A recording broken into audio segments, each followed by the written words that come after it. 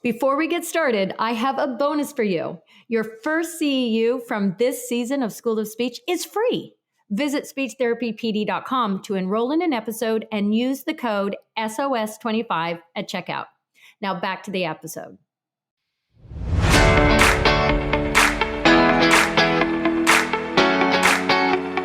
Hello and welcome to School of Speech. Woohoo!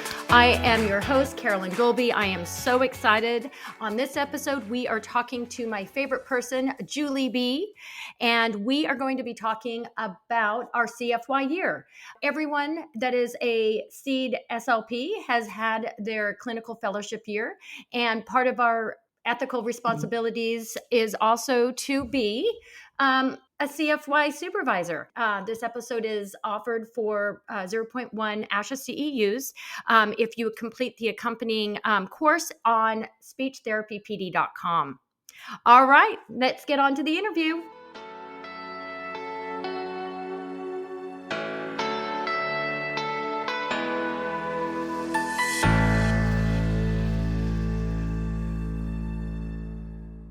I am so tickled to have returning guest, and I have to say one of my best friends, Julie Barber Bristol, with us today.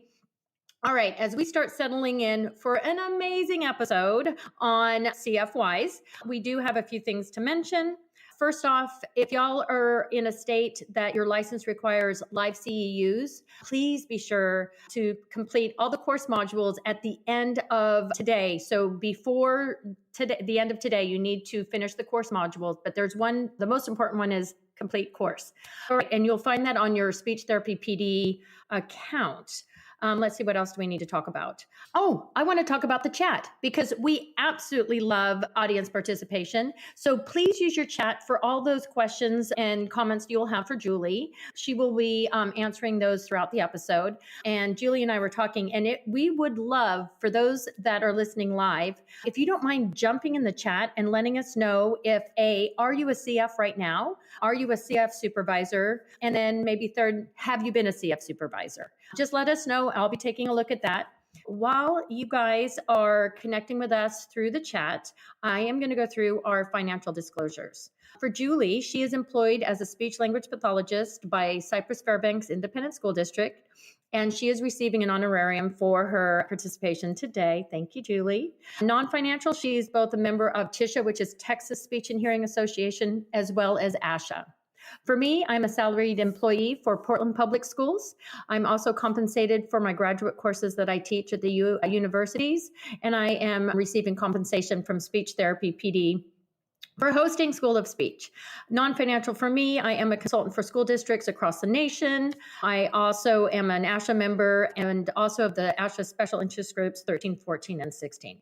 Enough about me. Let's get to know Julie. We do know she's an SLP. She is highly experienced with a career spanning more than 2 decades. Not that you're aging yourself. She holds licenses in New York, in Pennsylvania, and Texas. She specializes in school-based therapy. She integrates children literature to enhance speech and language development. She's currently based in Cypress, Texas. That's where we met. She has she's previously worked at the Capital Area Intermediate Unit in Pennsylvania. I hope I said that. Offering therapy across educational settings. That's super cool. And then in New York, she worked in private practice, delivering services to clients in diverse settings, including the home, preschools, schools, private facilities, hospitals, and nursing facilities. Hey, Julie. I am so happy to see you, and I'm so glad you agreed to come back. I'm excited to be here, and this is going to be a fun topic because we've all been a CF at one point in our careers. I've had the opportunity to have a lot of grad students work with me, a couple while I was in New York, but the majority when I was in Pennsylvania. I've had one in Texas. I have supervised CFs a couple throughout my career, and it's certainly something that we have all had the experience of completing as we've gone through our educational studies. I think this is a really practical topic for both current CFs and for people who might be coming up on that next step in their education, or for supervisors, just ideas about things that you can do to support your CFs. Perfect. And it's so important because it's something that we had to go through And since we went through it, we also want to give good experiences to those that we are going to then supervise. Yeah, I Exactly. love it. I think this is Exactly. really perfect timing for this. So where should Exactly. we So start? I was thinking back to some of the experiences I've had over the years, and I thought it would be fun to start with maybe a funny story Mhm. from our own CFs. I can go ahead and start. When I worked in private practice, about half of my position was going from home to home for early intervention. And so I would go to the home and see the child for the specified amount of time on a weekly basis, whatever it was prescribed. And I had this one family I went to, and they were twins. And they had their twin speech. And so they communicated. And of course, none of us understood anything that they were saying to one another, but they were having a great time. They had to be about 2.5. And once they got talking, I could tell who was who because one had Mhm. stronger language skills than the other. But their mother was so impressed with me because I was able to tell them apart. And Oh. I would walk in the door and I'd be like, hello, so and so, and hello, so and so. And she's, I don't know how you're doing that. Little did she realize, and this is something that I think is a speech and Mhm. language skill, but of course it was my trick, if you will. The one student always wore black shoes and the other student always wore blue shoes. And so I memorized No. who wore what color shoes. And then finally, about 6 months into working with the family, I did fess up that I did, in fact, know who was who upon arrival because of the color shoes they were wearing. And like I said, you could tell who they were once you started interacting with them. Mhm. But upon arrival, those two little boys were as identical as they came. And so we had a really good laugh about it. And it was one of those moments where I'm like, I felt really bad because I couldn't tell the kids apart. So I Mhm. came up with a way to do it. And like I said, it made the parent feel good because I could tell who her kids were, but also Aw. because we had a great laugh and it just showed that I was observant of her children. Mhm. So, do you have any good stories to share? Or Mine's actually more embarrassing. And I'm going to go, okay. So so when I went back to get my master's in speech pathology, I came from the background as a teacher. So I was a teacher, kindergarten teacher. Then I went back to grad school for speech pathology, thinking I was going to just do language because I did literacy and early language acquisition as a kindergarten teacher. But everywhere I turned, everything was swelling, dysphagia. And I thought, oh my gosh, okay, I'm going to give it up and head for this. So I'm so glad I did. So I did actually my CFY in a post-acute rehab. And my CF supervisor and I could not have been more different personality-wise. I'm not sure if it comes through the recordings. I'm high energy, I'm goofy, I'm the dork and a spaz. And she was very serious. Like, because I was a kindergarten teacher, so I'm all like singing and I'm just having I just have a lot of fun. And she was just very serious. I'm sorry, Susan, if you are watching, this is not a disparaging remark to you. I love you. She was amazing. So the beginning of my CF was a little uncomfortable because I was trying so hard because I was trying to fit in and I knew I was too much for her. But by the end, she was an amazing supervisor. She supported me so much. She gave me so many opportunities. I learned right. so much, especially with dysphagia. That's scary. And so Oh, it is. she is an amazing woman, an amazing clinician, and I blossomed and grew, and I love my experience. So then my CF's over, and of course she throws this huge party, and I get the white coat, the white lab coat. She has a monogram. We fell in love. We started doing stuff as friends outside of work. So this is why it's really funny now. But so then it was when I was working there past my CF, I'm now there working full time as a seed clinician. We're cleaning out the office and I see my resume that I had presented when I went to get for my CF interview. And there's a sticky on it that says, absolutely not. Oh boy. And I'm like, oh my gosh. And she's, oh my gosh. I'm so sorry. I'm like, it's actually funny now that, You but guys were she gave friends me, and it was right. successful. So I guess my point is don't judge a book by its cover. She probably thought I was, too much or something. And we ended up working really well together for years. And she's still a dear friend. So that's my funny. It's more embarrassing for me. A learning for me too. A lot of the times we learn from those things. And in my case, it was just using my observational skills just because, again, I felt bad because I couldn't tell which client was which when I showed up at the house. And so you do what you got to do. I'm really excited because I know that you're such a leader for Sci-Fair. Thank you. You are. You're excellent shows and you really champion our discipline for the district. Even though I'm not there anymore, I was there for 22 years. I'm now in Portland Public and I love it. But I know that you've had so many CFs and you've had wonderful experiences. You've had funny experiences. And I love the fact that you are here to really walk us through how CFs and supervisors can really be successful for the year. So do we want to get started in some of those tips? I know you've got a lot to share. Oh yeah. I always overplan, whether it's for therapy or for you. I always make sure I have enough information because I'm a fast talker and I want to make sure that I don't run out of things to talk about. We'll start with, when I thought about how CFs come into the workplace, I feel like they come in with a lot of theoretical knowledge and they have some good experience because they've done the required numbers of hours through ASHA, but that's just a handful when you look at the amount of stuff you cover in the course of a career, whether it's assessment, therapy, meetings, you can't possibly cover it all in a few hundred hours. The first thing that I think that both supervisors and CFs need to think about is this quote that I found from Oprah. And I really liked it because I think it speaks volumes. And it goes something like this. Running is the greatest metaphor for life because you get out of it what you put into it.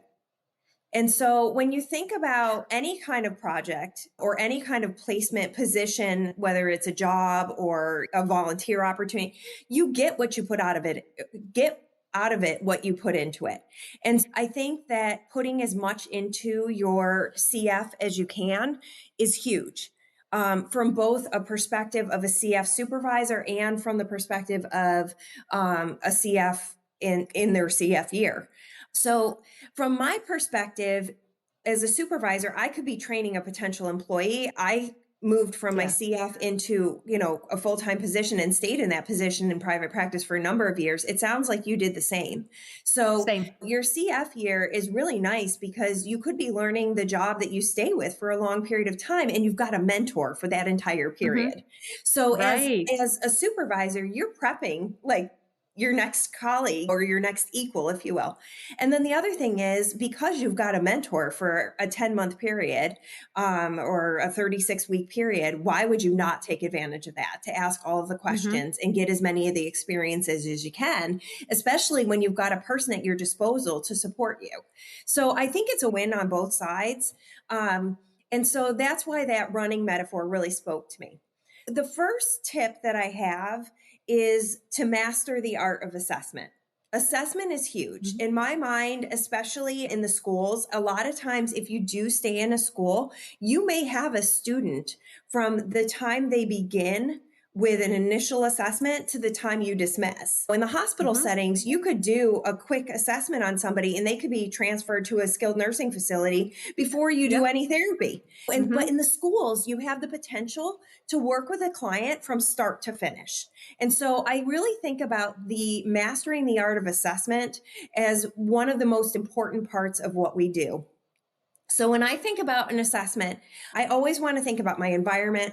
Am I setting up the environment for success? Just having a good place to assess. It's quiet. It's free of distractions. Do I have my table organized? Am I a lefty or a righty? Is the therapy book in a good spot? Do I know the purpose of the assessment? Thinking about sometimes you're just handed a folder and you have very little to go on. So sometimes it requires touching base with other school personnel, perhaps giving the parents a call. If you don't have good referral data, letting you know why this assessment has been initiated, investigating those things. So you're using your time efficiently and effectively. I also think about prepping for the assessment. In the schools, we have a wide range of things that we can assess. We have a wide age Mhm. range as well. And knowing what assessments might be most beneficial for the child based on all of those other things, the purpose of the eval, what the parent concerns are, the teacher concerns are, and so on and so forth.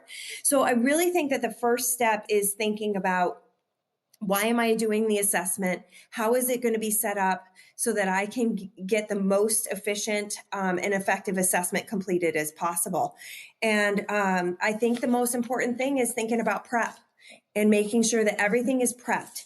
So you know how to administer the assessments, you know how to, set up the environment so that it's effective. And all those things are really environment specific. And the other thing too is I know that when I walked into my CF, there was like a closet full of assessments. And in college, I might have given one or two. I took assessments home and studied them to know like how to get the basal, how to get the ceiling, how to familiarize myself with some of the questions. Like I can think of the owls is one assessment that I give today, or I gave today. I can use my verb tenses as well. And that has some really quirky wording on some of the questions. And so just having a sense of what's coming and what you're going to need to say, looking at some very basic assessments like the one word receptive or the one word expressive vocabulary tests.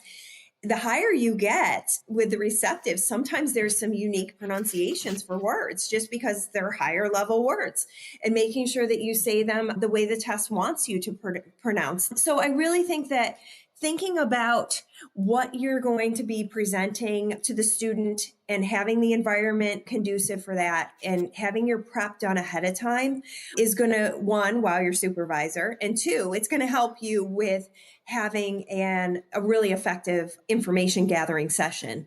So that's one of the first things I think about. Oh, sorry, I didn't mean to jump over you, but another thing I was thinking that it might be important to say to a CF, especially if if their externships were not in the schools, to also realize the criteria the state has, your district has for the eligibility criteria, because the eligibility in the schools is very different than the eligibility in, let's say, private practice, home health, hospital, very totally different animals. And it's really important to know the setting, and the school setting so different and unique and wonderful. Yes. And knowing just the three prongs that they need to understand for eligibility. Exactly. And that's actually something that I was going to touch on next. So I'm glad we're on the same wave. No, you're good. I'm glad we're on the same wavelength with that, because that's just it. You need to determine whether or not the child has a disorder or a delay present. And then you also need to go through the process of figuring out if that is impacting them in an academic way, which when you're in the private practice or you're in the skilled nursing facility or the hospital, it might be an insurance thing. In the schools, it's how is the impact on education? And that's a really big shift. It's not a shift that I remember being familiar with when I did student teach as an undergrad, actually. But it's not something that I remember spending a lot of time on at the educational level. And then the third prong of what we look for in the schools is, do you need a speech path in order to address that need? And so that's a really big shift for parents as well. And when you're doing that assessment, you really want to be cognizant of those three-pronged factors for eligibility. And then also your school district, your state, they're going to give you guidance on how they interpret that federal legislation and so on and so forth. So hopefully, not only will you be getting support from your supervisor on that, but also your department or your leads or your supervisor, like of your department, not your CF, will be supporting understanding how that procedure does work. So yeah, those are really big questions to be able to answer at the end of the assessment.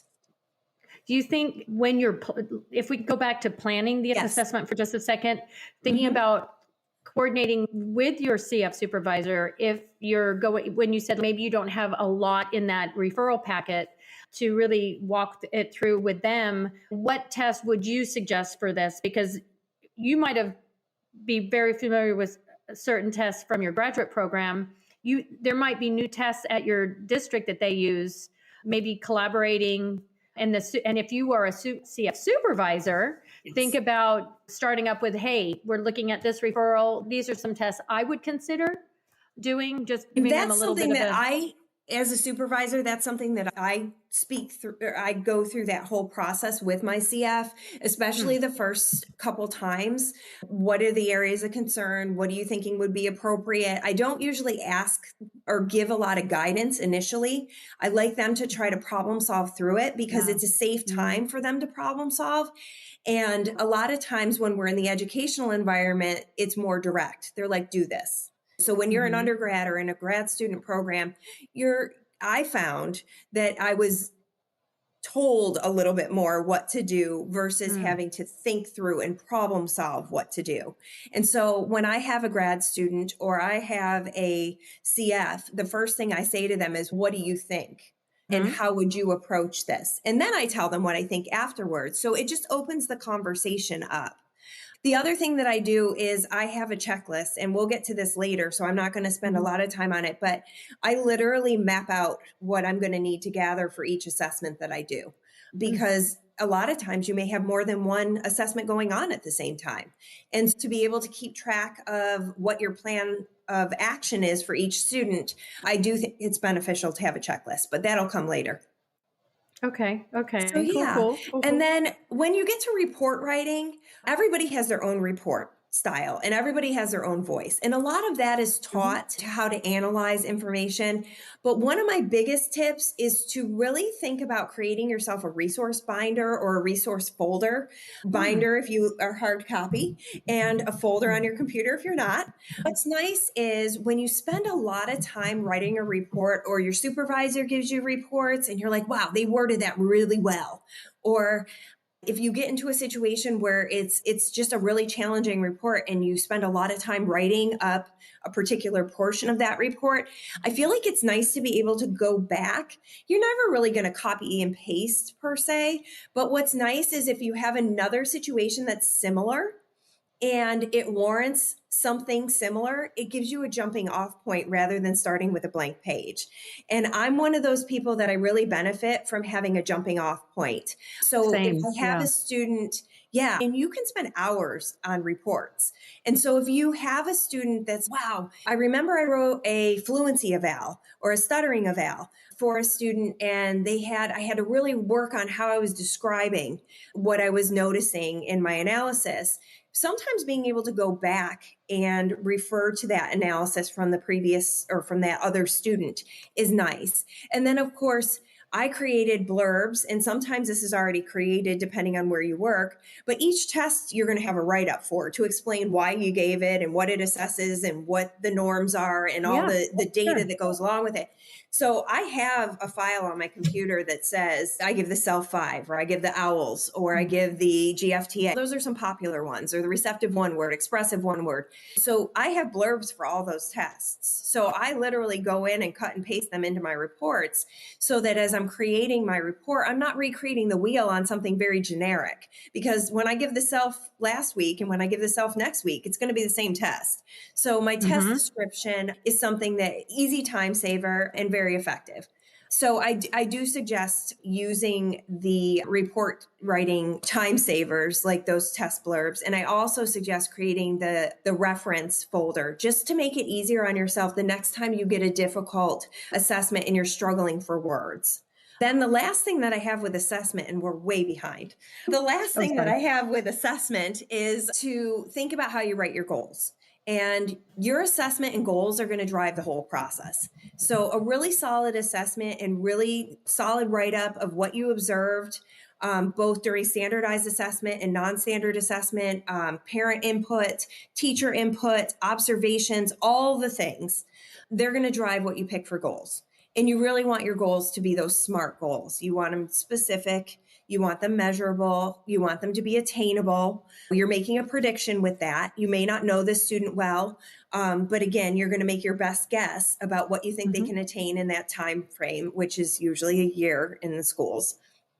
And then you want it to be something relevant. And when I think of relevance, I think of it from two different ways. And I try to discuss this with CFs and with grad students because I think it's really important. You want it to be relevant to the kid so that there's buy-in.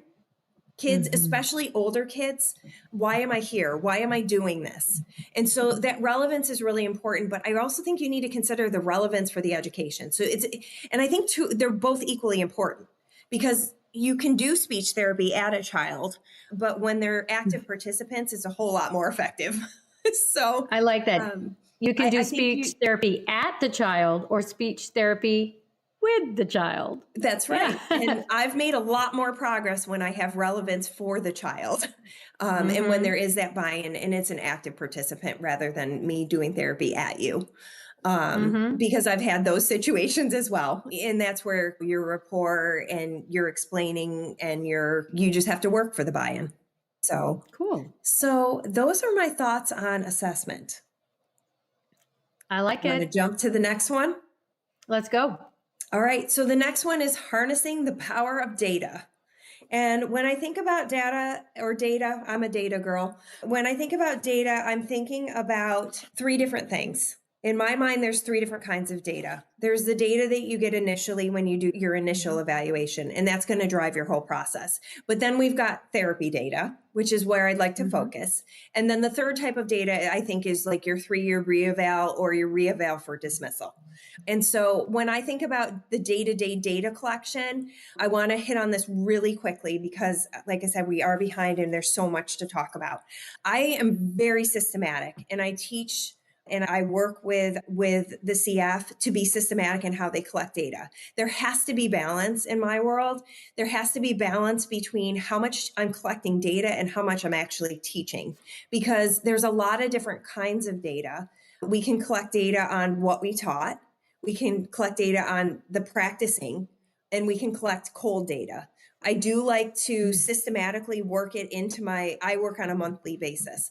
And so I like to have my data when I'm teaching. So I'm doing the teach and reteach type stuff. I like to have data where I'm introducing concepts and I'm actually, my therapy note would say, introduce this skill, worked on this and this along with that. So that would be maybe like an artic goal. A student gets a new artic sound. We talk about the speech mechanism and your articulatory placement for the sound, like those kinds of things. And then that would be like a teaching session. And then for a practicing data collection session, I might be working on how they did when we only practiced it in medial position. And then for a cold data collection, it would be like, this is the goal and this is how it's written. And I'm going to just collect the data on that and be done with it with no cues beyond what's written in the goal. So I think there's a lot of different data that you collect in the course of therapy. And I think all three are very relevant and very important because we're accountable for the actual goal. But a lot of times the actual goal is not something that we can teach from day one. We're going to teach little bits and steps along the way. So we've got to have those teaching days where we're introducing and we're actually instructing on this is what you need to do to be able to do this skill. And that looks different for each kind of goal that you write. But I also think that we have to think about the practicing of the skill and then being accountable to the goal as well. So there's lots of different ways to collect data. I like to think about trying a bunch of different ways for your actual data collection. Sometimes I use Post-it notes. Sometimes I'm typing on the computer. Sometimes I'm making anecdotal notes on a sheet of paper. Sometimes I've done data collection on address labels and stuck them on the kid's sheet after the therapy session. So there's all of those methods. And then there's also the methods for what you're actually focusing on in therapy. And I think that's really important to think about too. And then one of my tips for streamlining data collection is to think about how you write the actual goal.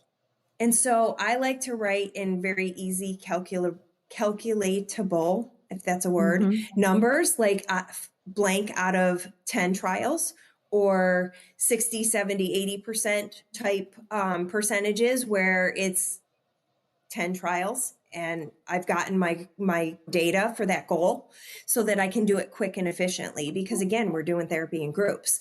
And that's another component of balancing it is being able to collect data and balance the needs of the kids in the group. Absolutely. So that kind of segues right into the next one. And the next one is weaving powerful lessons. Ooh, And okay. so therapy is my jam. I love doing therapy. You mentioned that I do a lot with literacy, Yeah. literacy therapy, and that's one of my go-tos because we do group therapy. And Right. with a book, especially a very strategically chosen book, we can really focus on a lot of different goals at the same time. And so that's really helpful for therapy. So when I think about therapy, I am focusing on working on a lot of goals simultaneously. I'm working on those goals being embedded in whatever activity we're doing. And I'm looking to connect to a theme so that I can create an environment that is context. And so we can encourage generalization. And so a lot of the research is supporting context-based therapy. Books give us a great context very easily, and themes give us a great context to extend off of the books. But that helps with generalization. Like I said, the context, if you pick a strategic book, you can really hit and target and focus on a lot of goals at the same time. So if you have mixed groups, that you've got articulation, or you've got a student who's working on an expressive language delay, or a student who's working on fluency, you can work on, and I need to be better, a student who's working on stuttering. You can work on a variety of skills within that context. I also Can I think you jump need in? to, Oh, yes, absolutely. I'm sorry. I just wanted all of you that are listening, Julie is going through these tips, but I want to say that if you're interested in learning more about the literacy part, Julie's was on, this is the second season of School of Speech. The first season that she was on, she's talking about using literacy in therapy. I just want to throw that out there. I'll Yes. say it again at the end. Yeah. Okay. Okay, Keep going. Sorry. perfect. And so that was an hour-long conversation about choosing books and utilizing books in therapy. And so, so that's another topic that's like near and dear, and that I have spent probably 15 years of my career really focused on, maybe more than that. And so anyway, it's really important to me. But the other piece about therapy and using a context and theme-based therapy is that we have to be able to differentiate, because we are working with those mixed groups. And also we're working with different age levels, not necessarily in the same groups, but it's really nice when you can use the same book for a whole caseload of kids. And so when I talk about being strategic, when I choose books, I'm looking for both age level and I'm looking for a variety of therapy goals and focus areas. So there's a lot of ways that you can differentiate with a theme and with their a picture book. I'm losing my train of thought. So when I think about my pro tips, and this is on the handout, we're looking for that effective context-based therapy. We're looking for children's pictures books because I think they're inexpensive and I think they're readily available, but also because they create that context, which is great for generalization. The extension activities and the books can easily be differentiated, and then differentiating activities and instruction is a really great strategy when you're providing therapy to mixed groups. So when I think about therapy, those are my big go-tos. And I do spend a lot of time with my CF looking at how they can strategically use that one book for the therapy, the whole therapy caseload, and also how they can differentiate it and so that they can see that for themselves. And that's a skill that they take away because of the experience that they had with me. So that's what I think about with therapy. So I love it. I love how you do that. What I like is you're not spending the time on a different book every single time. You're really able to use that one book and then really get, if you choose the book right, get all the different goals for all the different goals that you're working for all the different kids in the group. You're right. In the school setting, it's all group. it is. And it's really nice too, because research is also supporting. And if you look at the lesson plans in the classroom, I spend a lot of time, we have a lot of pre-K and kinder kids.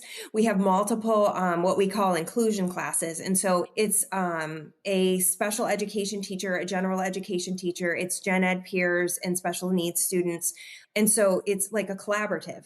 And if you look at their lesson plans, and I do collaborate a lot with them when we pick themes and we pick activities, they're reading the same book the entire week. So if you think about the fact that we only see the kids maybe 1 to 2 times a week, to do a theme with the same book and revisit the vocabulary in that book and give them multiple repetitions with vocabulary, which is something that's research based. When you look at rereading a book or reading the same book more than once, we provide teachers with vetted videos of the books if it's not a book they have on their bookshelf. And we encourage them during those quiet moments, maybe like a snack when the kids are eating, to reread the book or play the video of the book so that the kids are hearing it more than once. And those are just good teaching practices. Taking stuff that we know from literacy, more teacher-based literacy, and we know from vocabulary instruction, we can build that right into our speech and language therapy sessions by using that same book and theme for an entire month. It's just more evidence-based practice to build into our day-to-day therapy moments. And I love that for the CF to know that you don't have to just think of a brand new book every single time, like work smarter, not harder, right? Exactly. Yeah. And when you think about a CF, the amount of time it took me to write a report when I was a CF versus the amount of time that it takes me to write a report today, it was a significant difference. Everything you do takes twice as long. And the other thing is my bag of tricks is huge. After working for a long period of time, if you have certain themes that you like, you have grab and go materials. As a CF, you might not have grab and go things made. So if I'm doing a snowman activity, I've got laminated pictures that I can already use. And a lot of times that snowman activity can be used over and over from year to year with different books. And you've got it ready for you to go and grab and use. And those are not the things that you can buy through a commercial company. Those are a lot of the things that you're making at home for therapy. And I always think that it's really important to take that clinical fellowship year or that graduate student time period that a student is with me and say, okay, you're with me for 9 months. That's a whole year. Let's look at what's a book for September, what's a book for October, what's a book for November, and look at themes that are really appropriate for what's being taught in the classroom during those months, and also things that are relevant to the kids, like winter, snow. You get into Thanksgiving. You can get into food, maybe foods that you eat at Thanksgiving. The fall, it's rich with apples, leaves. We love monsoons in October. So you can pick broad themes and then take a book that's very well chosen. And that person could walk away from that experience with you with an entire year of lesson plans because you've collaborated and you've worked together. And so then next year, maybe they want to pick a different book, but they can still pull out that leaves falling off a tree activity because it's something that's now in their repertoire for the fall season. And again, it's smarter, not harder. It's just being really practical with how you approach things. Yay. I love it. Julie, I know. I love everything that you share with us. All right. Keeping us on time. What do we go into next? We are doing well. We are back. I talked fast. Oh, we're back. Okay. We're doing okay. Okay. I want to let our listening audience know that there is a handout for this and make sure that you grab that. Okay. Yes. Keep going. So embracing the journey of learning is the next or top 5 tip. And when I think about that, it's important to continuously learn and grow in order to practice at the top of our license. Things are constantly changing. I've corrected myself during this very presentation or webinar where I said fluency instead of stuttering. And I know that's a shift that's been made. We're making the shift from nonverbal to non-speaking. We're constantly learning and growing and developing. And you come out of college, and I remember my first year working, I was like, yeah, I did everything the way I was taught, but did I do it great? Probably not. Probably 5 years in, I was becoming more and more efficient and effective and stronger and more developed in my therapy skills. And that was because I practiced, I collaborated, I went to continuing ed. I had the opportunity to just grow and develop as a speech language pathologist. And my philosophy is the day I stop learning is probably the day I need to retire. There's always something new and exciting to explore. And it keeps us fresh. It keeps us excited. It keeps us from burning out. I'm a lifelong learner personality anyway, but I'm constantly doing continuing ed because I feel like it's important. And I feel like it helps me practice at the top of my license, at the top of my game. And not only does it help me practice it, but it helps my kids and my families. Because bottom line is I'm not in this for myself. I'm in it for the kids. And when I can call a parent up and say, I started with your kid, this happened this week. I started with a kid at age 3 who was not speaking. And he's in the third marking period of his kindergarten year. And we just graduated. And mom and dad were like super psyched. And we were able to reflect on the fact that the kid was not talking when he showed up at school. And now we have full conversations. And he was a kid that therapy was really effective for. He was in an inclusion classroom. We had great collaboration between the speech pathology services and the teacher, and teachers, because we had both the gen ed and the special education teacher and the paraprofessionals. And it's a whole team collaboration because I'm a drop in the bucket for time. But when my time is effective and I'm modeling and working with my teachers side by side and I'm supporting them and I'm supporting the student and I'm providing effective therapy, we get great results. And it's really exciting to see that when you put in the time and the effort to build yourself as a provider and in your skills, you become that much more effective for your kids and their families. Lifelong learner. Don't Definitely. you think? When being a CF supervisor, I've always learned almost as much from them as well. I think an important thing for all of us that are, our supervisors is to be open to some new knowledge. Your point of being a lifelong learner, we can learn from these clinicians that are coming right out of school. They've got the newest trends, hot off the presses, if you will. And so I think it's a great opportunity as a seasoned clinician to actually be open to a new way of doing things. And I think perspective and getting a perspective from your CF is powerful as well. I think that we need to knowledge dump on them because they need that too. But I think being open and saying, what do you and giving them that safe space to tell us what they what do you think? What are some ideas that you have, and that it's okay, and be open to that. Absolutely. And there's times when I've said to students, I don't know. So we both need to hit the books. That happened this year too. I had a student come in with a low incidence diagnosis and I had never heard of it. And guess who hit the books?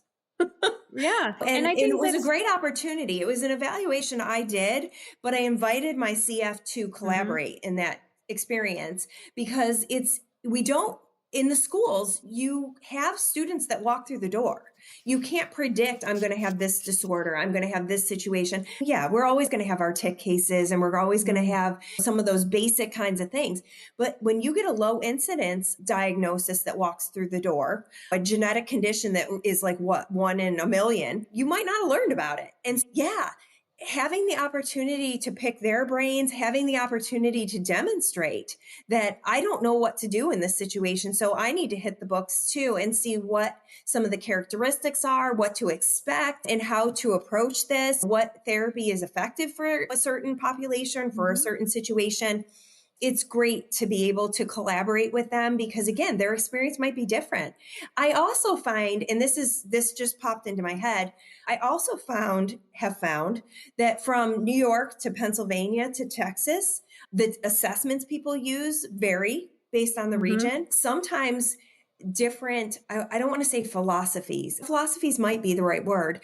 Different therapy techniques are popular based on the colleges that are around. You might have a guru in such and such. And so therefore, maybe a lot of the therapists who went to the college that was in that region have had that professor, and they're very strong in that particular therapy technique. I know that in New York, we were seeing a lot of ABA in one part of the state. I worked for a private practice that had offices throughout the state. And then in another part of the state, there was a lot of floor time, Greenspan's floor time. So our private practice, we were trained in DIR floor time. And it's interesting to see that as well.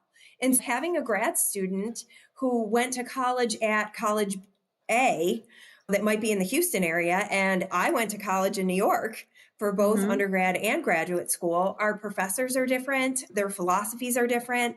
And so you might have been trained in something different. So it is really neat to collaborate in that regard.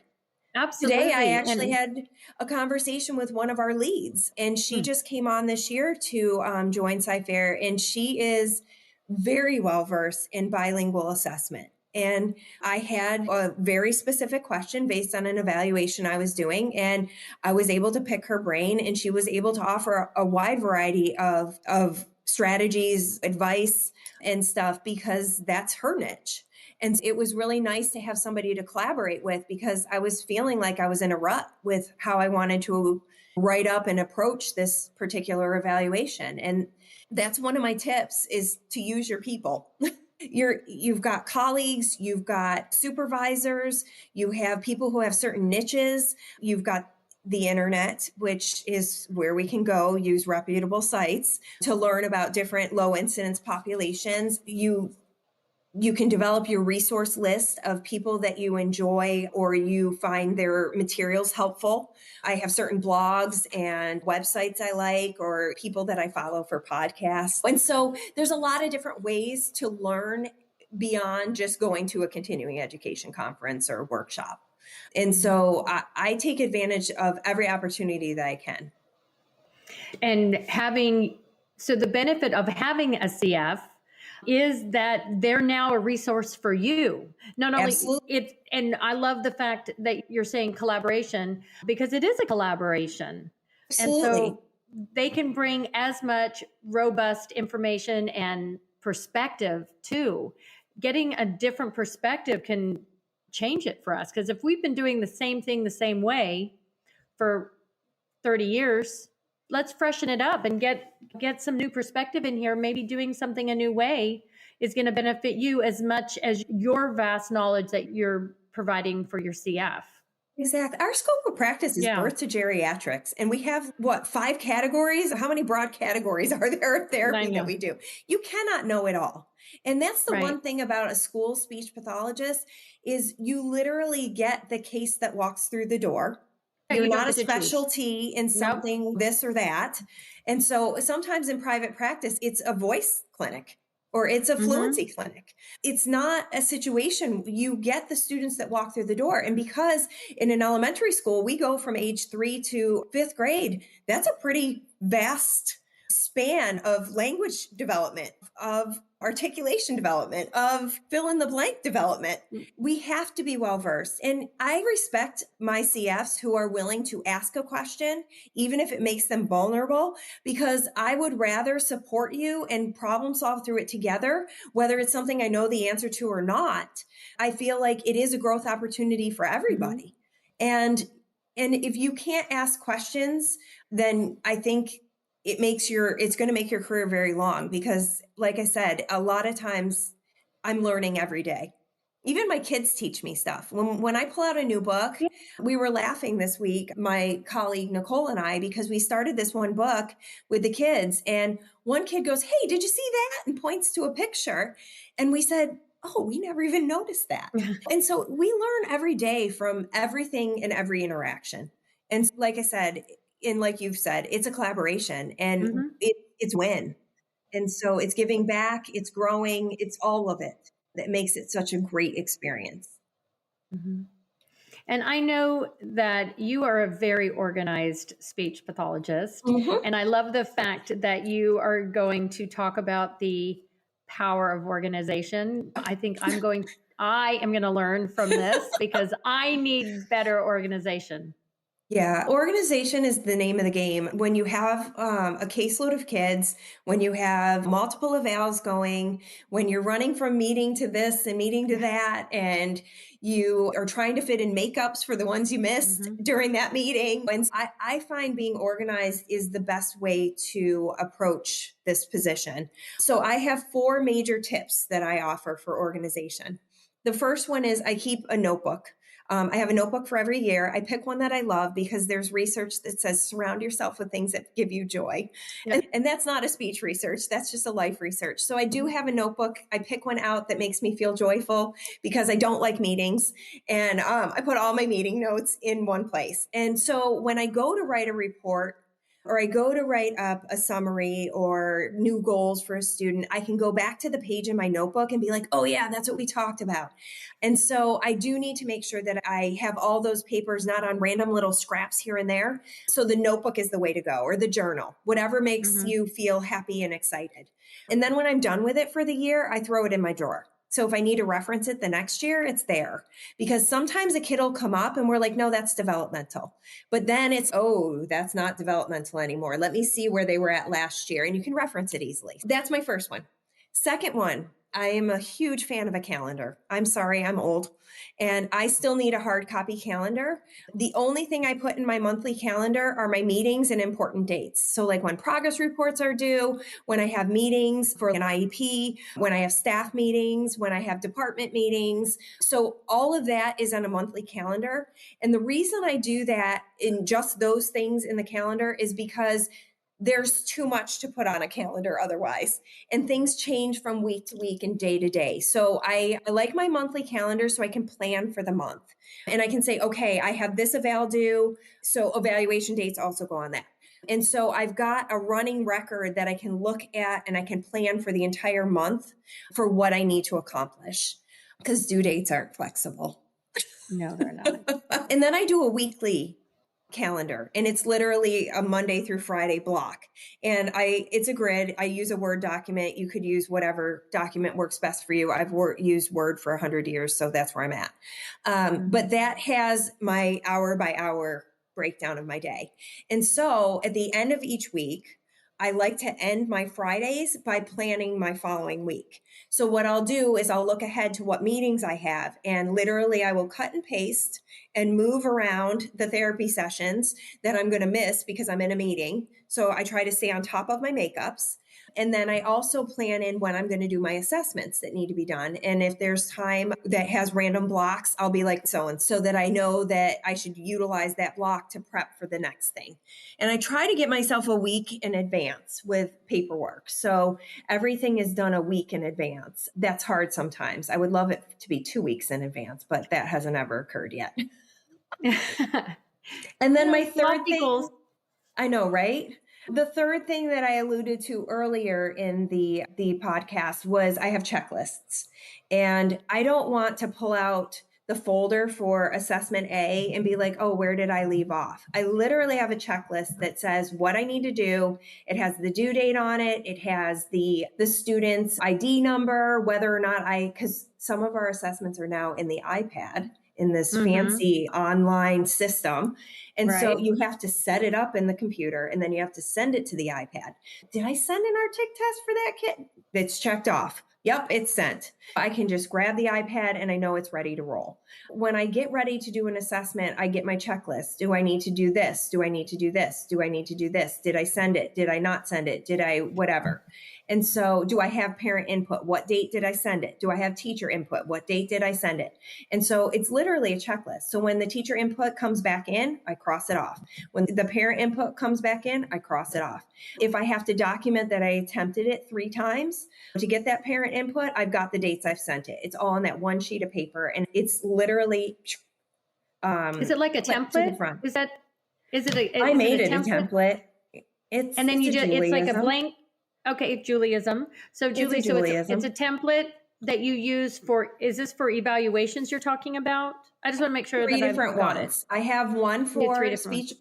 Yes. One for speech only IEPs, because I've got to call parents. Did I call that parent? Did I not call that parent? Did I get the input from the teacher? And all of that kind of stuff. Okay. And then all the documents that I need to complete. So it makes it a no-brainer.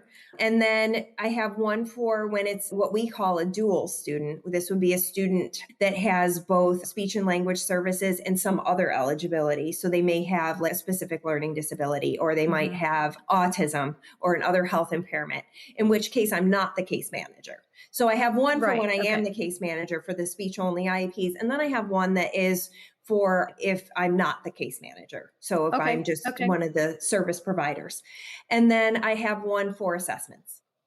And I created these because we use a certain computer system and there's certain documents that you fill out for each of those three scenarios. Those are the broad categories. There are some situations that require different documents, but those are the most common and the most frequently occurring. They were nice references for CFs in the past so that they could just be like, okay, I have to make sure I do this form and this form in the computer as well. And I found them very helpful because then with those days where I'm just burnt out, I'm like, okay, did I do that? And I'm like, yep, check off.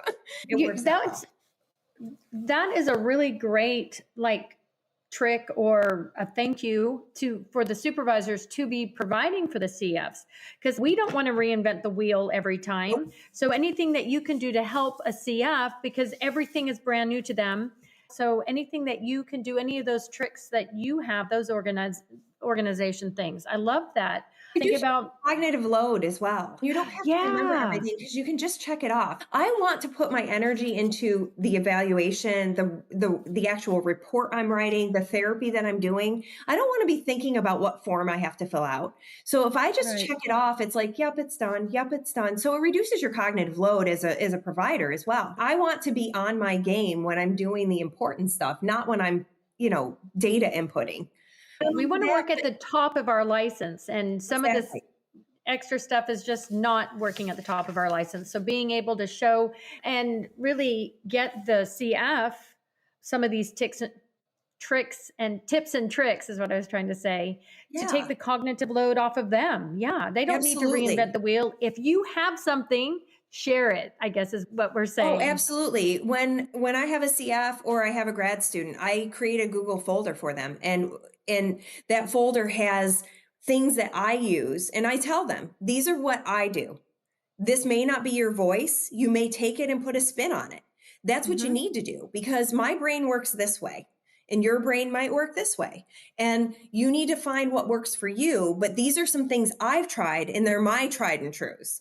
And those kinds of things, if I can help you and I can save you that trial and error process, then I'm going to do it. Why wouldn't we? There's no reason for somebody to stumble through things when we can collaborate on a way to make it easier and more efficient from the get-go. I think the important takeaway for both the CF and the CF supervisor is coming together, and things that are just rote, help them with that. Things that are rote, give it to the CF. They don't need to reinvent a checklist. If you have a checklist specific for your district with all the things that need to be done, why make them redo that? Exactly. But then go ahead. Sorry. I was going to say, and also because there are so many things you have to remember. I mean, when you're starting, when I start something new and when our kids are learning a new skill, they're focused on themselves. They're not focused on what I'm doing. And when I give an assessment for the first time, I'm more focused on making sure that I say the right words and that I read the information correctly or that I score it right. And so you're hyper focused on where you're, I don't want to say weakest because I don't want that to sound negative, but like where you're functioning. And so I think it's really important if you can take some of that cognitive load off, because everything is new to a CF. They've walked into a new building. They don't even know where the bathroom is half the time. It's so they're learning a building map. They're learning teachers' names. They're learning kids' names. They're learning where to find the information they need, the copier code, think about just the day-to-day stuff. And so if you can take cognitive load away for those little things and make it easier so they don't have to remember stuff, they can just grab a checklist or a to-do list and use it, then that's huge in my mind. No, I think that's the biggest takeaway is you want them to shine. So you want to give them as much help as possible when it comes to those rote things that really it's not something that is going to, it's not making or breaking them as a clinician. It gives them space to grow as a clinician, because what you really want them to grow is in their ability for therapy. Absolutely. They need to have all this organization, but help them out. Get them started with that. You're right. Everything's a brand new day. I love that. Knowing where the bathroom is. I know it sounds like it's so simple, but I'll tell you, this is not my CF. I'm a veteran clinician, but I started in a brand new school district. And little things like knowing where the bathroom is huge. Absolutely. And it's even just knowing where to park. Yeah. And I don't know how it is in Portland, but in Sci-Fair, where I work, we have like a dress code. And so the dress Mhm. code is certain days we wear professional dress. And then one day we promote our school. And so it's spirit shirts and jeans on that day. So even just the dress code changes from day to day, depending on the spirit weeks and all these things that might be very new. So I just look at any way you can make the job easier for each other is effective. And like I said, we've all had our trialing of different ways, and everybody has to figure out what works best for them. But if you can Mhm. offer a solution and then it evolves into what works best for your CF, or your CF shows you something that they learned, or maybe Mhm. they have a data sheet that they like and you're like, oh, I've never seen it done that way. I like it. And so working together and collaborating and just discussing things, I think, is huge. But organization in a school-based speech pathologist life is, I think, the name is just, it's the name of the game. There's so Right. many different things we're pulled to because we do it all. We assess, we do therapy, we hold meetings, we attend meetings. We really do the whole spectrum of different skills. And so As I'm just being looking, organized. I am sorry, I want to be respectful of your time. We are Yeah, getting close to where we need to wrap it up, which I sure. hate because you're just a wealth of knowledge for us. This is You. amazing. I love it. Thank you so Well, much. I love Um, what I do, and I love to yeah, share and it ideas with shows. people and collaborate. So what is your biggest takeaway for, okay, how about this? I'm going to put you on the spot. Okay. I want a takeaway for a CF and a takeaway for a CF supervisor. For a CF, I Mm-hmm. think being open, Okay. being vulnerable with Okay. where you have weaknesses and where you need support, and asking questions. I Got it. think those are Yeah. the things that are most important. They were most important when I was a CF. Like I felt like I had 101 questions. And Right. I'm not shy to ask questions, but some people are. And so I Mm-hmm. think being open and recognizing that we have all been there and all of our experiences are different. So the idea that you can't learn it all at school and you shouldn't be expected to is huge. And so being vulnerable to ask those questions that you're not clear on and that things that maybe you haven't been exposed to yet. I think that's the biggest thing for a CF. For a supervisor, I think it's almost the same kind of thing. I think that you need Right. to be open to the CF that comes Mm-hmm. in and know that their situation might be different than the road you took. I had a grad student a couple years ago who did her undergrad and then did a period of time where she was an assistant and then went back and did her master's. And Mm. she was also a mom, and so she had two kids under the age of 5. I don't remember how old they were. Here, when I was a grad student and when I was doing my CF, I did not have a child. And so I was just focused on my job and recognizing the fact that we set it up for her to come later. And again, this was an intern, like Mm-hmm. a grad student. The school and she and I collaborated on this, but knowing that she had to get kids to daycare and she had an hour drive to get to our school. And Oh, so wow. I made it an adjustment for her because I was like, that's a lot to get your kids up that early or an hour earlier so that you can be here at 8 o'clock. I'm like, if you want to get here at 8:40 when the students arrive, that's fine because we had a buffer for her to get set up and ready to go. But I think it's important to know what people's backgrounds are and what they're coming in with and the experiences that they've had and trying to support them and accommodate them as well. And that goes Right. for their internships. Sometimes they Mm-hmm. haven't ever set foot in a school. And Right. and so So I it's think I love it. So for both at CFs and supervisors, be open, be yep, be vulnerable. vulnerable. Well, so for the CF is allow yourself to be vulnerable. And then for the supervisor is to create the environment that they are comfortable being vulnerable. Exactly. And the way for that to happen would be your third prong that you use is asking questions. Yeah, Both sides asking questions and being open to being asked and an environment that they feel comfortable to ask. exactly. I love it.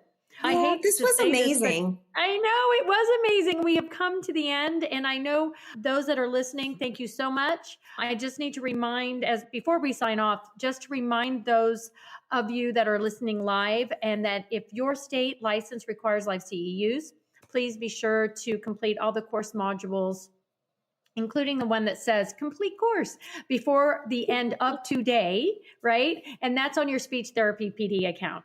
All right, I want to thank everybody. Thank you so much for tuning Thank you, in to guys. School of Speech. I hope I see everybody at our next episode. And Julie, I can't thank you enough for coming, and I can't wait to have you on again, and we'll think of another topic for you because you're amazing. Thank you. All right, guys, thank you. Bye. All right, bye-bye, everyone. That's a wrap, guys. Thank you, Julie. This was amazing, informative. I really feel like I'm walking away with some tried and true tricks and tips for my next CFY supervising. I want to remind everybody to please, please, please review this podcast. Also, if you have any questions or if you have any guests that you would like to come on to School of Speech, any topic, anything, please reach out to me. I'd love to hear from you. Reach out at schoolofspeech@speechtherapypd.com.